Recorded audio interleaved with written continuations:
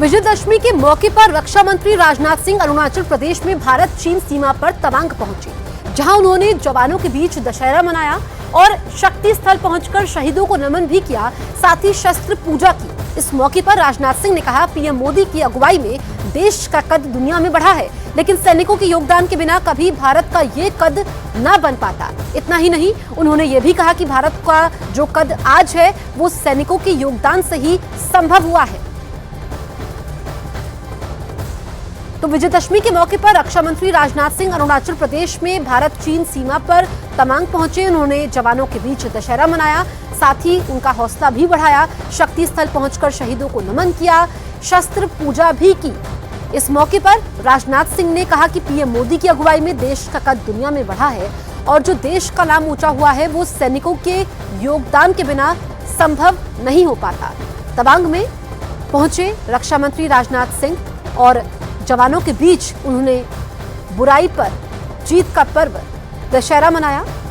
और ये दो तस्वीरें आपके सामने हैं। एक तरफ सैनिक हैं जो दिन रात देश की हिफाजत में जुटे रहते हैं और ऐसे में उनका मनोबल बढ़ाते हुए कहा कि जो कद है आज भारत का, जो भारत का लोहा पूरी दुनिया मानती है, भारत सफलता की सीढ़ियां चढ़ रहा है, वो सब सैनिकों के बिना, उनके योगदान के बिना संभव नहीं हो पाता। तो ये अरुणाचल प्रदेश के तवांग से आप तस्वीरें देख रहे हैं और सैनिक जिनके लिए देश ही परिवार है और परिवार से दूर रहते हुए देश की हिफाजत करते हैं। रक्षा मंत्री वहां पर पहुंचते हैं, शस्त्र पूजा भी करते हैं, क्योंकि दशहरे के दिन शस्त्र पूजा भी होती है। और ये अब से कुछ देर पहले राजनाथ सिंह वहां पर पहुंचे थे, तस्वीरें हम आपको दिखा रहे हैं। ने सीमाओं को सुरक्षित बना रखा है, इसी कारण भारत की अंतर्राष्ट्रीय जगत में प्रतिष्ठा बड़ी तेजी के साथ बढ़ रही है। दुनिया की सारी डेवलप्ड कंट्रीज इस सच्चाई को स्वीकार करती हैं।